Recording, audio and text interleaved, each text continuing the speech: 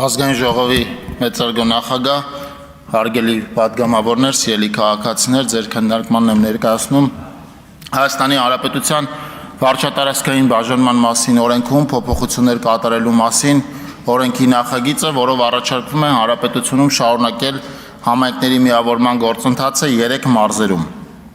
Մասնավորապես առաջարկում է Լոռու մարզում ձևավորել Ստեփանավան միավորված համայնքը, որում կներառվեն ներկայիս Ստեփանավան, Գյուլագարակ եւ Լոռիբերդ համայնքները, վերջիններիս կազմում ընդգրկված ընդհանուր 20 բնակավայրերով։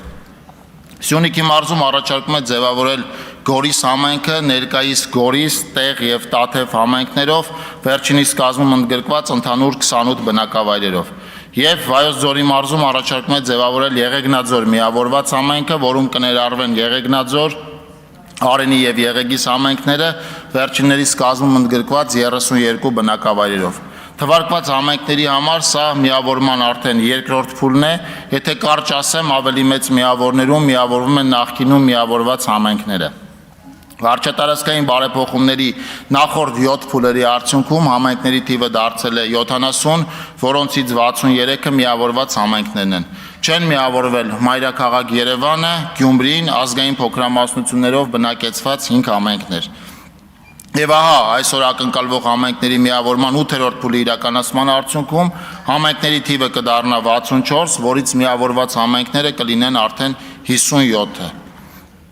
Նախագծով հստակեցվում են նաև միավորվող համայնքներում ավականու ընտրությունների նշանակման եւ թիմ լիազորությունների անցման կարգը, համաձայն որի ընտրությունների հրապարակումից հետո 5-րդ օրը գործող թիմերի լիազորությունները դադարում են եւ նույն օրը ավականին ստանձնում է իր լիազորությունները։ Ազգային ժողովի մեծարգո նախագահ, հարգելի պատգամավորներ, սիրելի քաղաքացիներ, ուզում եմ ընդգծել, որ համայնքների միավորման գործընթացը համայնքների զուտ մեխանիկական միավորում չի ենթադրում, ավելին այն առաջին հերթին մասնագիտական եւ ֆինանսական պոտենցիալի միավորում է համայնքներում, ավելի մեծ համայնքային միավորներում, ավելի մեծ խնդիրներ լուծելու նպատակով եւ խոսքերիս ապացույցը Հայաստանի Հանրապետության համայնքներում կառավարություն համայնք համաֆինանսավորման իրականացվող տասնյակ միլիարդավոր դրամների աշխատանքներն են, որոնք էականորեն փոխել են Հայաստանի Հանրապետության համայնքների դիմագիծը։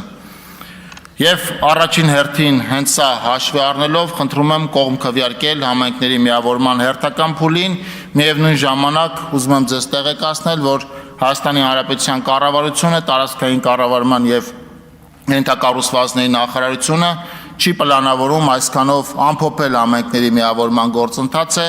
եւ որոշ ժամանակ հետո մենք նորից նոր համայնքների միավորմամբ կներկայանանք ազգային ժողով ձեր հավանությունը ստանալու ակնկալիքով։ Շնորհակալ եմ։